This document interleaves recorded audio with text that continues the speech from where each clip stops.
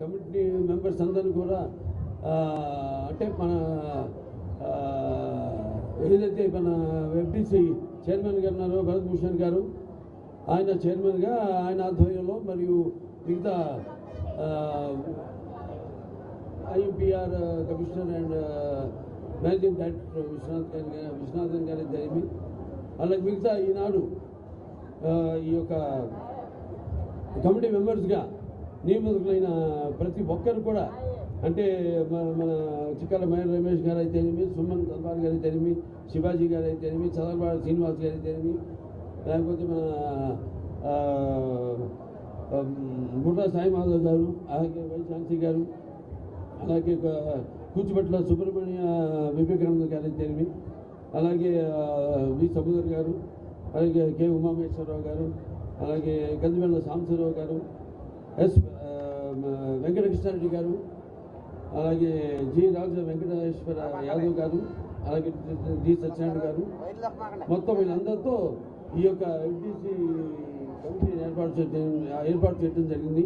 ముఖ్యంగా మన ఆంధ్ర రాష్ట్ర ముఖ్యమంత్రి వర్యులు నారా చంద్రబాబు నాయుడు గారు, అలాగే తమ్ముడు డిప్యూటీ ముఖ్యమంత్రి పంచాయతీరాజ్ శాఖ మార్చులు తమ్ముడు పవన్ కళ్యాణ్ గారు, ఆయన కూడా ఒక నటుడే.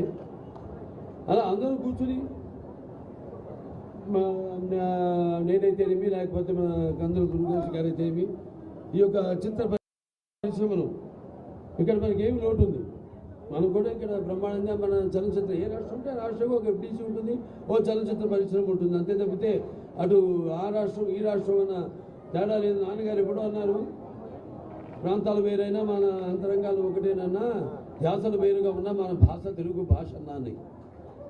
అలా ఈ యొక్క చలనచిత్ర పరిశ్రమను మెడ్రాస్తో కలిసి ఉన్నప్పుడైతేనేమి, లేకపోతే తర్వాత ఆంధ్ర రాష్ట్రంగా మనం ఏర్పడిన తర్వాత కూడా చలనచిత్ర పరిశ్రమకి విజయవాడ అన్నది ఒక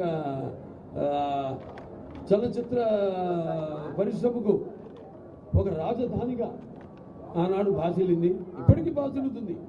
ఇవాళ మనం చూసుకుంటే ఇవాళ ఏ సినిమా మొత్తం సినిమా కలెక్షన్స్ అన్ని చూసుకుంటే కూడా మనకి మొత్తం ఒక 65-70% కలెక్షన్స్ ఆదాయం మనకు వచ్చేది ఆంధ్ర రాష్ట్రం నుంచి.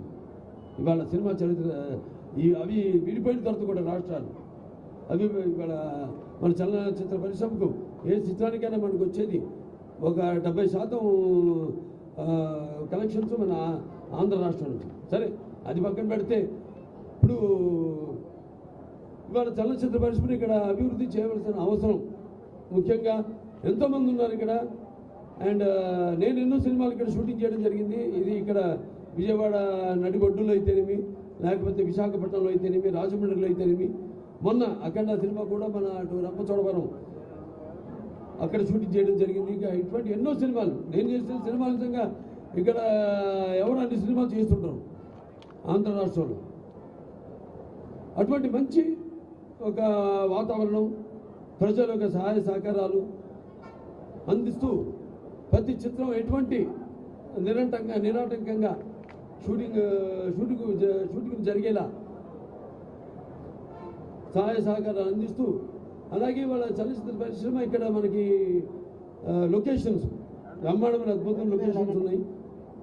ఇటు మనం ఇక్కడ చూసుకుంటే మన ఇంకో మన కృష్ణానది ఒడ్డున అటు కనకదుర్గమ్మ, ఇంద్రకీలాద్రి కనకదుర్గమ్మ ఆశీస్సులతో ఇవాళ ఈ కార్యక్రమం ఇక్కడ జరుపుకోవడం, అలాగే అటు విశాఖపట్నంకి వెళ్తేనేమో అక్కడ మంచి అందమైన అక్కడ సముద్రం అయితేనేమి, లేకపోతే అరకు వ్యాలీ అయితేనేమి, అటు నుంచి రాజమండ్రికి వెళ్ళాలన్నా అటు రాజమండ్రిలో అక్కడ ఆ వాతావరణం ఏదైతే మన సినిమా రకరకాల నేపథ్యాలను మనం తీస్తూ ఉంటాం.